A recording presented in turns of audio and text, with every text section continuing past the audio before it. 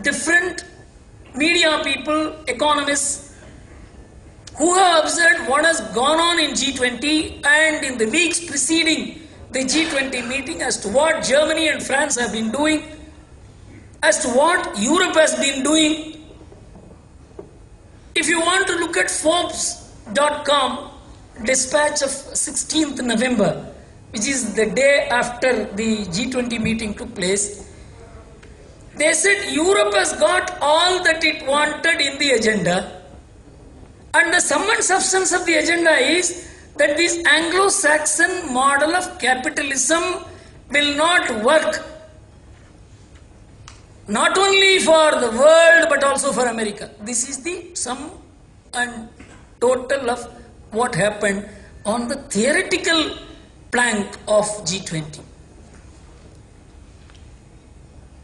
We club the West together, but it is not correct to club the West together. The West is not homogeneous except in color.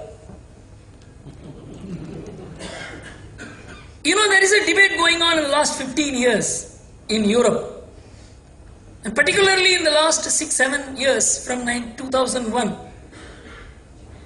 as to what is the fundamental drive of the global economy. This is the American economy, and how such serious economies like Japan, which is the number 2 economy, Germany, which is the number 3 economy, France, which will come in the range of 7th or 8th economies, how they have been protesting against the way the world is being nose-led by the US.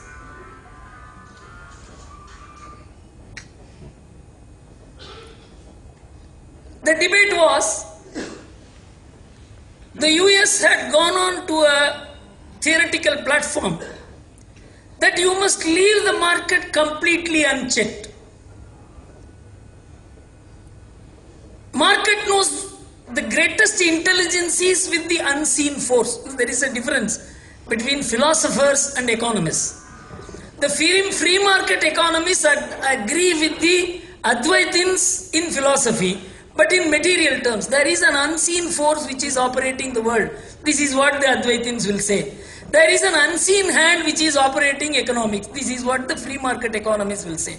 You can never identify, you can never control, you can never limit, you can never moderate that hand. That hand knows how to do things.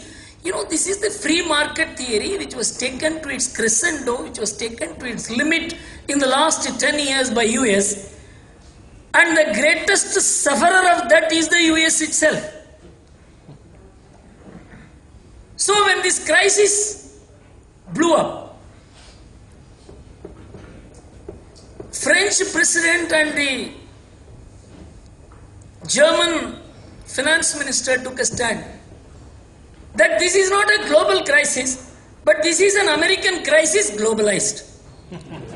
America exported this crisis. It is, you know, the way they were talking like people who were fighting a Cold War as if it was between the communist bloc and the capitalist bloc, saying that this country, they didn't say, which has betrayed and let us down. This is the word which they did not use, but they implied that this is no more the superpower of the world.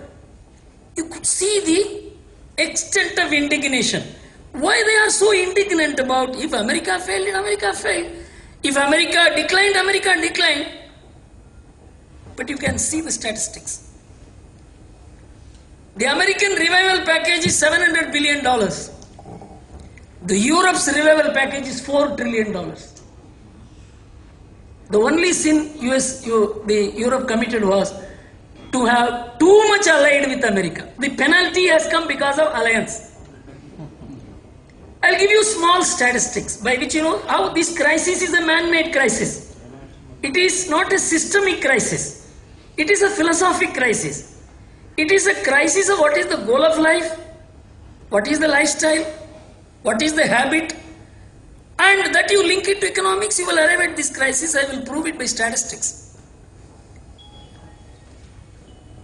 You know, America was like any other country till about 1980. It had the same problems in inflation, high interest rates, government control, Though it was a free economy, it was not a free economy of the kind that we see today. You will be surprised to know that in 1981, the banks were offering 23% on bank deposits interest in America. 23%. You can understand what would be the lending rate in America. The US federal short-term lending rate was 21% in the year 1981. America was running an inflation rate of 13 to 14% at that time. It was at that time Paul Volcker became the chairman of US Federal and brought down a miracle of an economic performance. And in 1987 he brought down the inflation rates to about 4 to 5%.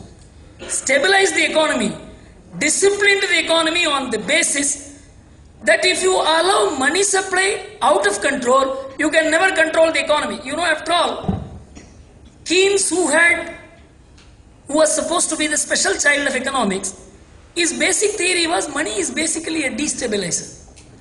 You must keep money under check, supervision, control, monitoring. Unless you control the supply of money, you can never control economy.